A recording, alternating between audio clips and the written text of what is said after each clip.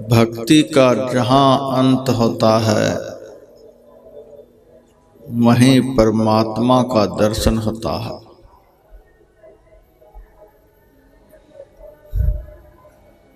भक्ति की पराकाष्ठा पर ही पहुंचकर भक्त परमात्मा दर्शन करता है। अब विचारणीय विषय यह है, भक्ति किसे कहते हैं? मैंने संतों से सुना है, जिस कर्म के करने से सेव्य को सुख लगे वह कर्म भक्ति कहलाता है। किसी व्यक्ति को भूख लगी है, उनके अंदर में भोजन की चाहना है, हमने उनको भोजन खिला दिया, उनकी भूख मिट गई। यह उनके लिए एक प्रकार की भक्ति हुई। जिनकी भूख मिटी वे खुश हो गए। सामने वाले खुश हो जाएं, यही भक्ति है। किसी को प्यास लगी है, उनको पानी पिला दिए, प्यास बुझ गई, वे खुश हो गए, यह भक्ति हुई। कोई रोगी है, रोग के कारण वह दुखी हो रहा है, आपने उनकी चिकित्सा करा दी, इससे उनको सुख मिला, यह भक्ति हुई। तो कहने का अभिप्राय, जिस कर्म से सामने वाले को सुख लगे वह कर्म भक्ति कहलाता है। यहाँ मनुष्य की भक्ति की बात नहीं है, यहाँ भगवान की भक्ति की बात है। भगवान की भक्ति, ईश्वर की भक्ति, परमात्मा की भक्ति। भगवान किसको कहते हैं?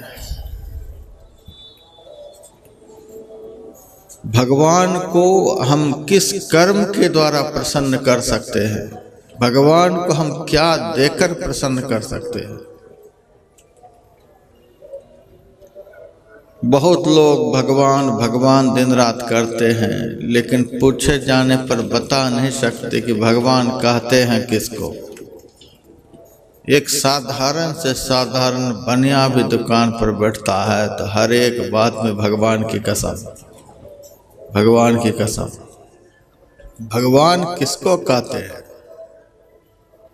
विष्णु पुराण में एक श्लोक है, ऐश्वर्यस्य समग्रस्य धर्मस्य यशसः श्रियः ज्ञान वैराग्योश्चैव शरणां भग इति ऋणाः।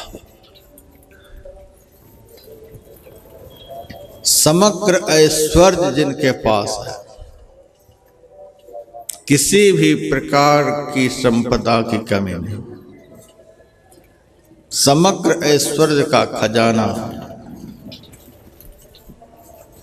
जिस खजाना से लेकर ब्रह्मा सर्जन कर रहे हैं, लेकिन सर्जनात्मिका सामग्री अब तक खत्म नहीं हुई है। जिस ऐश्वर्य से विष्णु भगवान पालन करने के लिए सामान उठा रहे हैं, लेकिन वह सामान खत्म नहीं हो रहा। आदि काल से भगवान पालन करते आ रहे हैं। जिस खजाना से संहारात्मक शक्ति प्राप्त होती है और कभी खत्म नहीं होती, ऐसा ऐश्वर्य, यानी 3300 करोड़ देवताओं के अंदर जो किसी भी भक्तों में कुछ देने की शक्ति है, उस शक्ति के खजाना को ही ईश्वर कहते हैं। समग्र शक्तियों के खजाना, किसी भी चीज की कमी नहीं। ऐश्वर्यस्य समग्रस्य, सब प्रकार के ऐश्वर्यों से परिपूर्ण।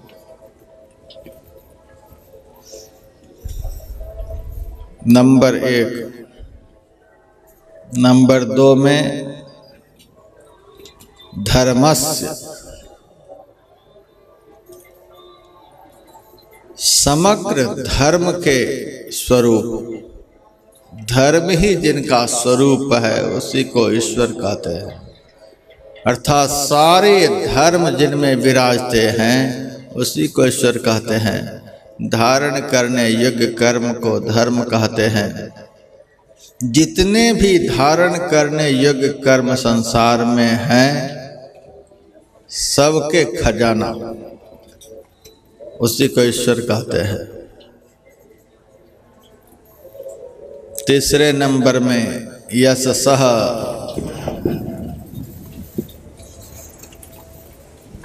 जिनके अंदर यश का खजाना है। इतना यश है, इतनी कीर्ति है कि सृष्टि के आदि काल से वेद पुराण शास्त्र ऋषि मुनि महात्मा उनकी कीर्ति का बखान कर रहे हैं, लेकिन उनकी कीर्ति का कहीं अंत नहीं। कीर्ति के खजाना, उन्हीं का नाम लेने से, उन्हीं का गुणगान करने से, उन्हीं की भक्ति करने से भक्त का संसार में कीर्ति होती है, नाम होता है, यश होता है। कितने प्रधानमंत्री मिट गए, राष्ट्रपति मिट गए, बादशाह मिट गए, शाहनशाह मिट गए, कितने धनवान गुणवान विद्वान दुनिया से मिट गए, लेकिन परमात्मा की कीर्ति सदैव अक्षुण्ण रहती है। एक समान सब लोग उनकी कीर्ति का गुणगान करते रहते हैं। अनंत कीर्ति के भंडार।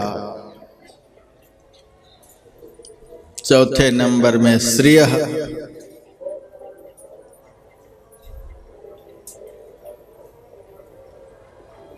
लक्ष्मी जिनके चरणों में सदैव विराजती हैं।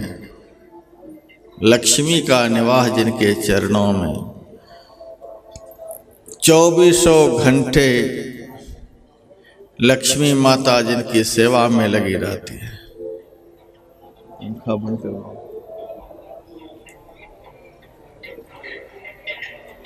ऐसे को ही भगवान कहते हैं।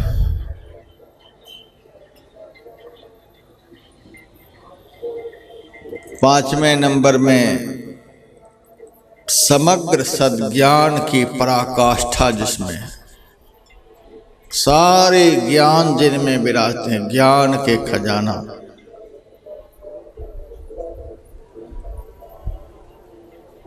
छठे नंबर में वैराग्य, वैराग्य का खजाना। ऐश्वर्य का खजाना। खजाना में कहूँ तो उसके साथ आप अखुट शब्द अपनी तरफ से लगा दीजिए। ऐसा खजाना जो खजाना कभी खुटाए नहीं। ऐश्वर्य का खजाना, धर्म का खजाना, कीर्ति का खजाना, लक्ष्मी का खजाना, ज्ञान का खजाना, वैराग्य का खजाना। ये छहों खजाना जिनके पास होते हैं उसको भग कहते हैं। इन छहों खजाना के ऊपर जिनका अधिकार होता है उनको भगवान कहते हैं। अब कहिए भगवान में क्या कमी है? ऐसे भगवान जिनके पास किसी भी चीज की कमी नहीं है, उनको हम क्या देकर खुश कर सकते हैं? बताइए, कैसे भक्ति करेंगे? भक्ति उस कर्म को कहते हैं जिसके करने से वे प्रसन्न हो जाएं।